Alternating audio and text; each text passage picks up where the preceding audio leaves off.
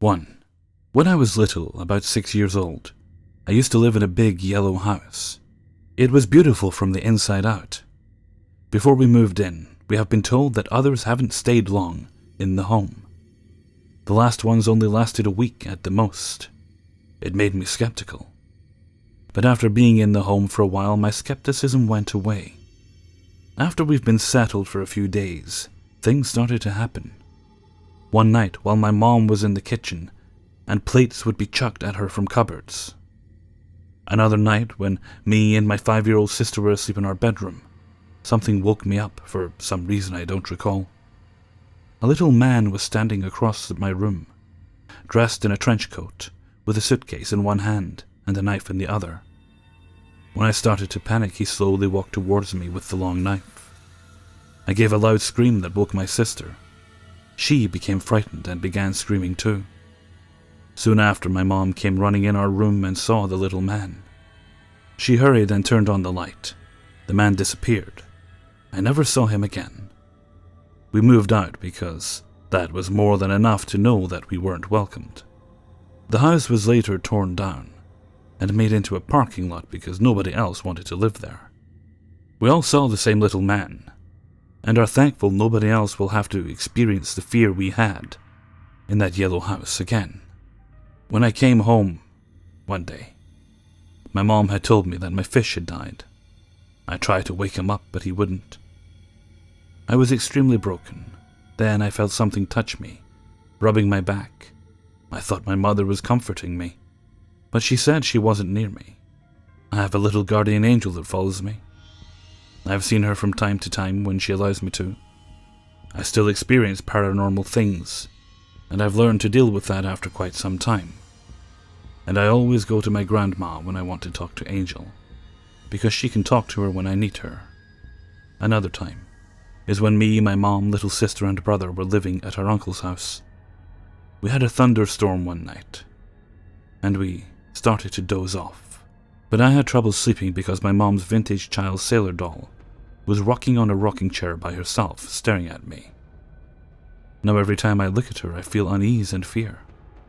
I've hated the doll since. 2. This was during the summer of 2011. 4 of my buddies and I would frequently and illegally camp in the neighboring woods by my house. We had a sweet setup. With a deep enough hole, we dug ourselves for a campfire and multiple tied-up tarps around the surrounding trees to block any view of our excursion. You hear a lot of wildlife in the middle of the night, especially in our area of Maryland, since most of the animals here are nocturnal. One animal noise we would have the pleasure of hearing every so often was the mating call of a fox.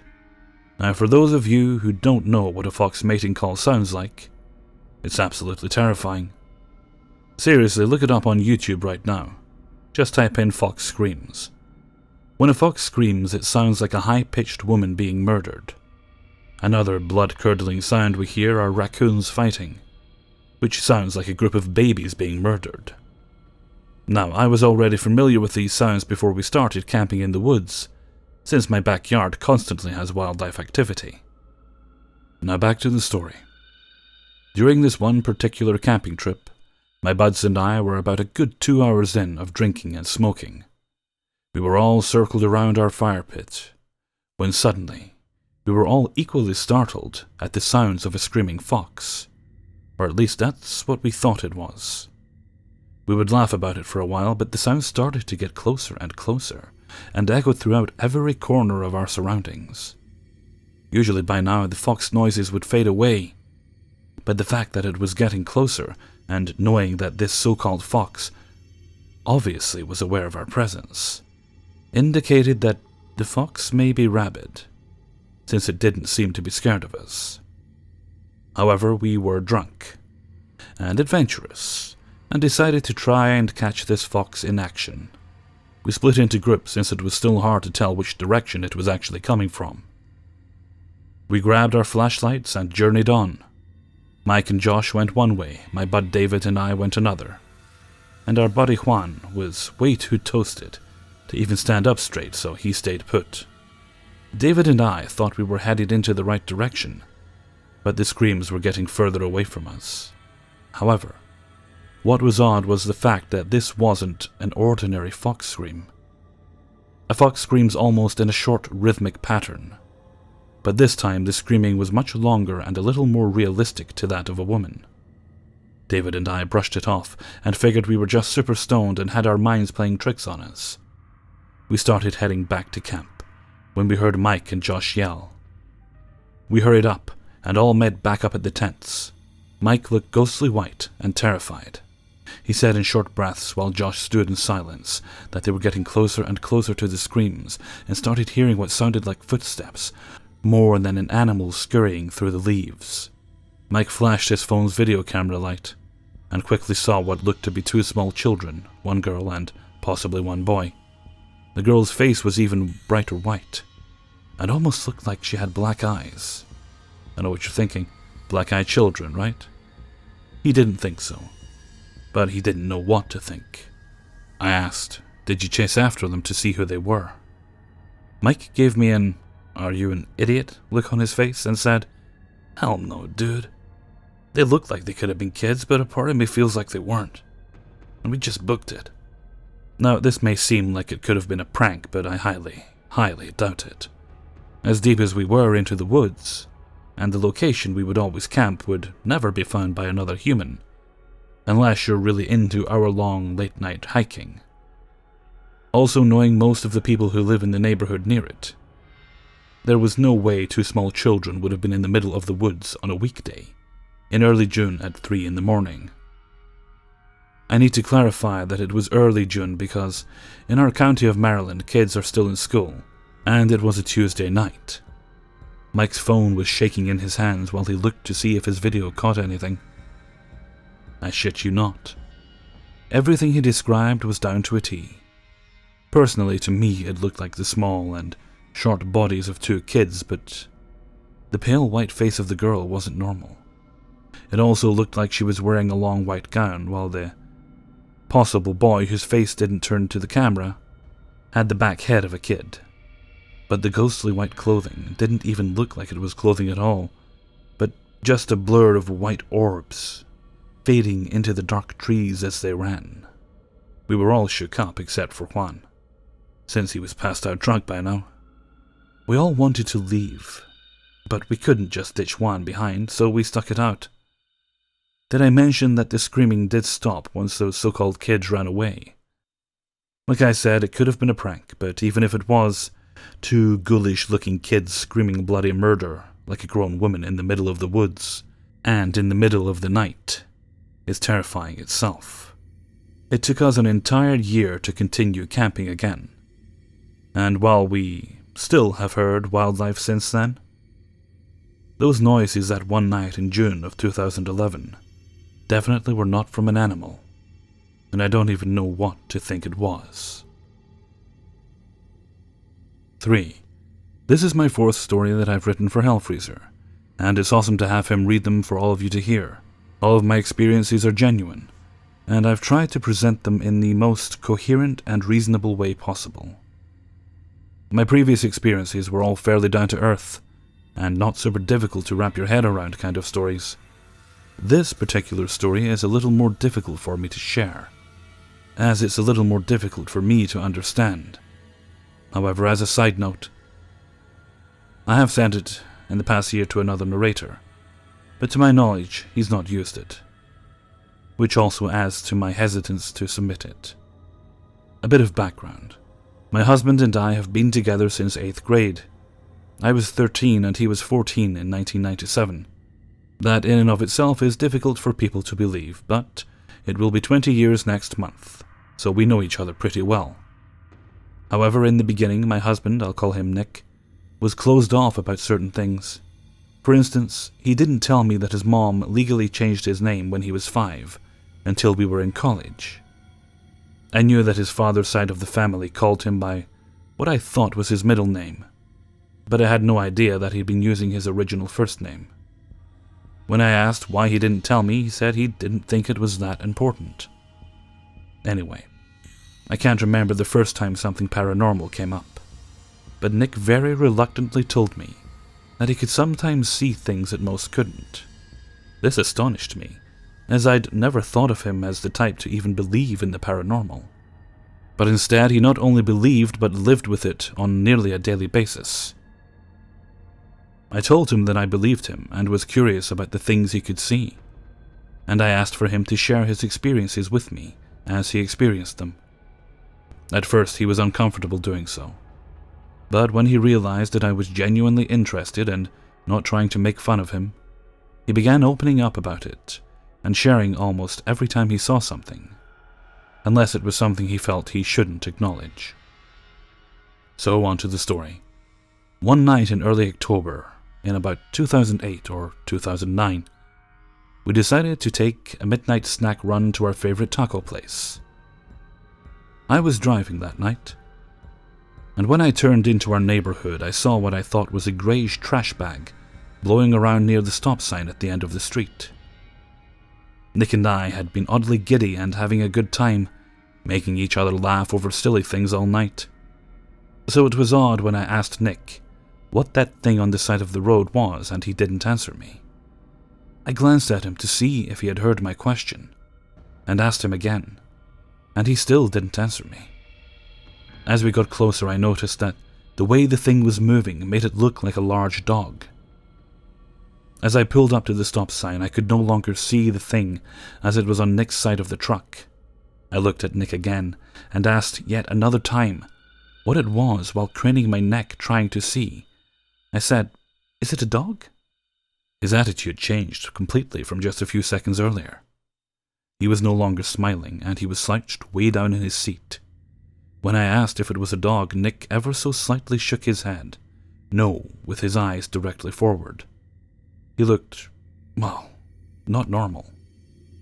At this point, I was confused and getting irritated at him for not responding to my question.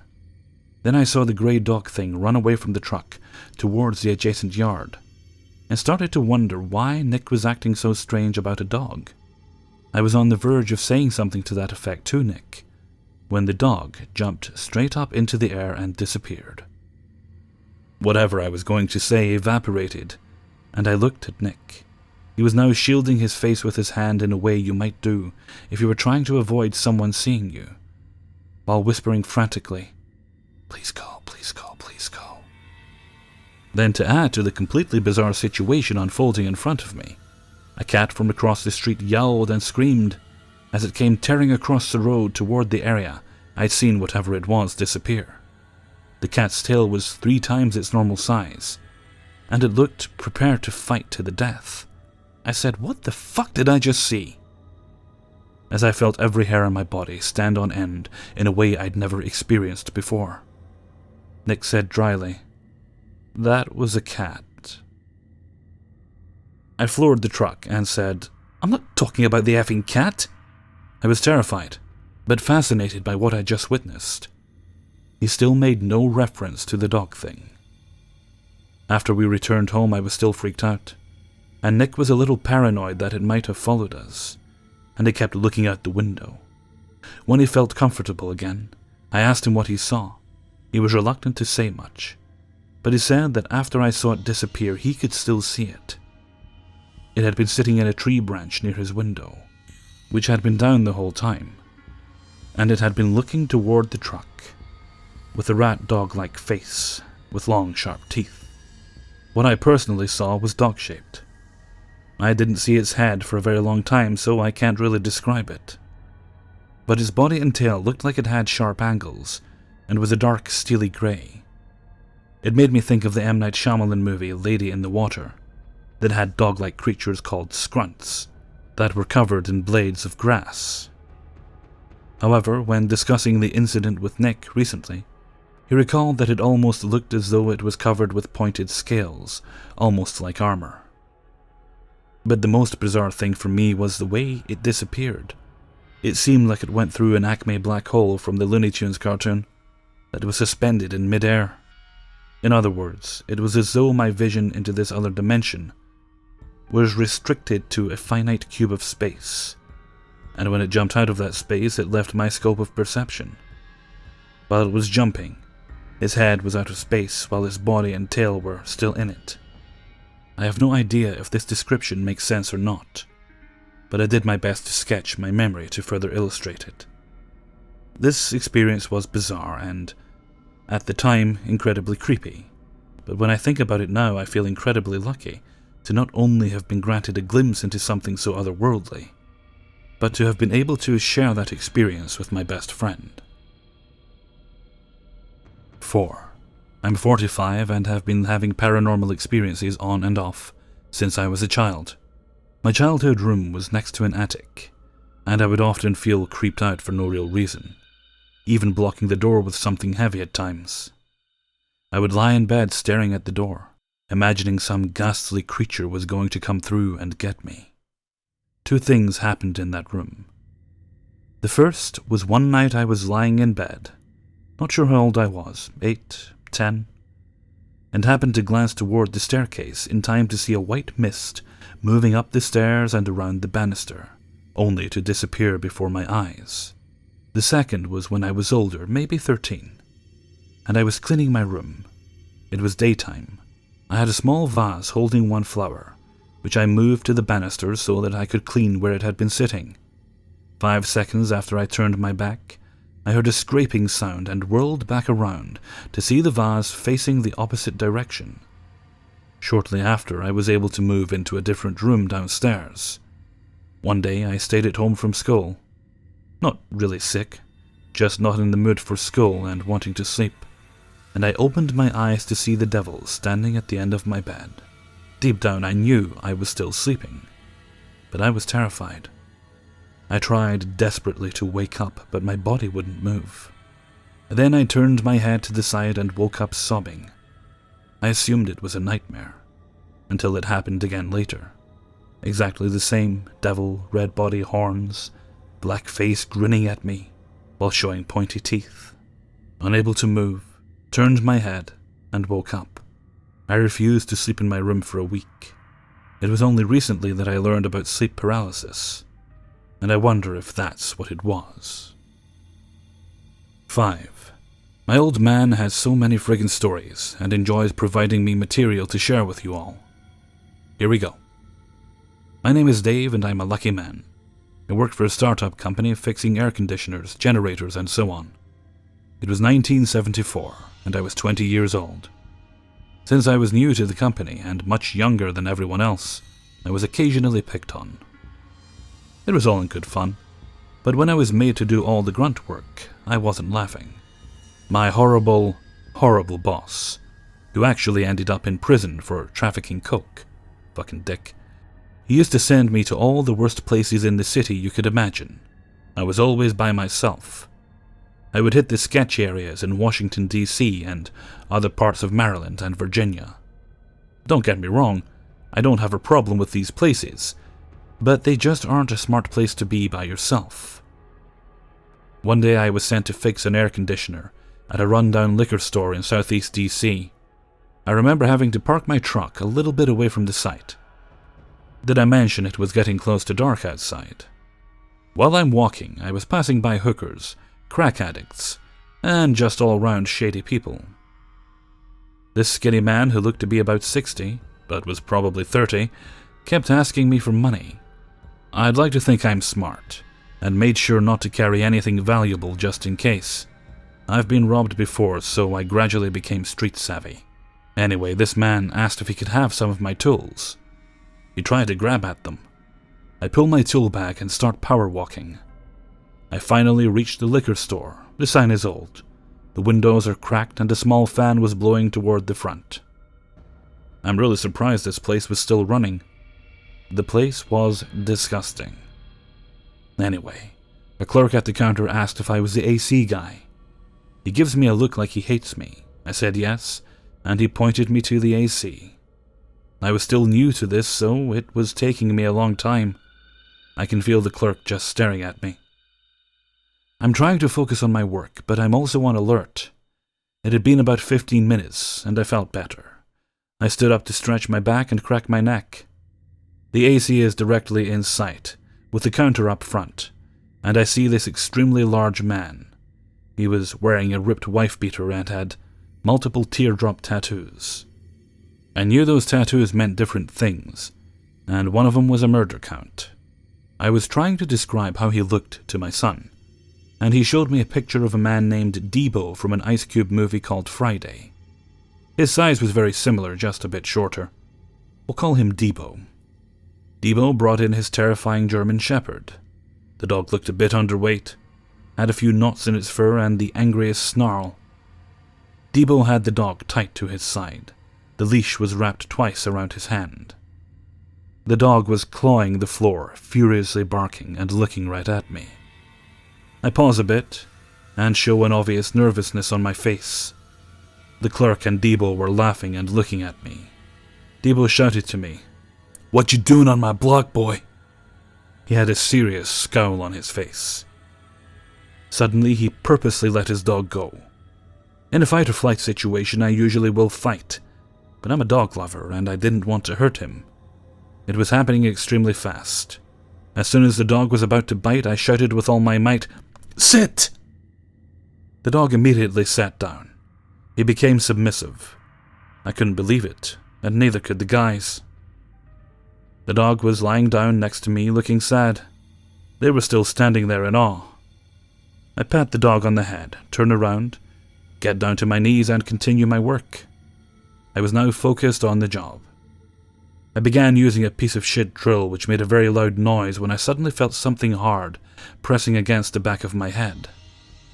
Yes, stupid. But I slowly turn around, look up, and guess who it was? Debo, with a pistol to my forehead. I slowly look up at him, and while looking dead in my eyes, he says in the deepest and most sinister voice, "I could kill you right now."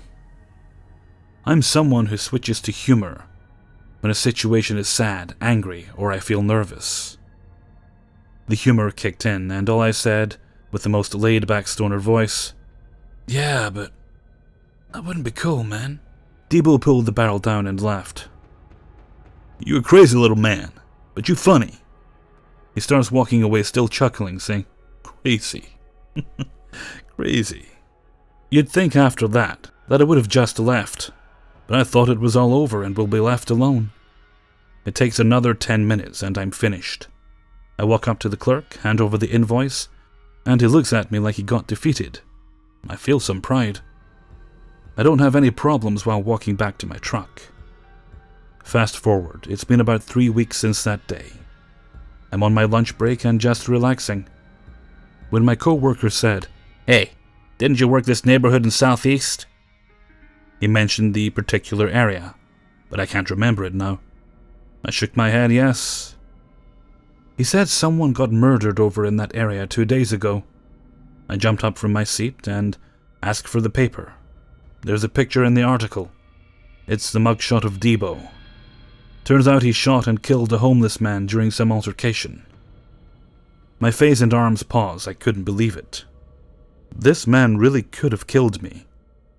I'm really lucky. I ended up leaving that job the following week. Hey everyone, Hellfreezer here, and thank you very much for listening to 5 True Subscriber Stories, episode 33. Thank you very much to everyone who allowed me to use their stories in this video. If you yourself have a story you would like me to use, providing it's your own, then please do send it in to the email you can find in the description of every video, or you can see on screen as you're watching this part of the video. Unless you're listening to it, in which case you won't be able to see it. So just ignore me. The address is kingofthecities@gmail.com. Although maybe I should change that and try and get a Hellfreezer address. Well, I've got plenty of Hellfreezer addresses, but I'm thinking just one to use with the YouTubes. We'll see, but for the moment we'll stick with that one. Does the job. Okay, with that I think I'll head off for now. So until next time, thank you very much for listening, and take very good care of yourselves.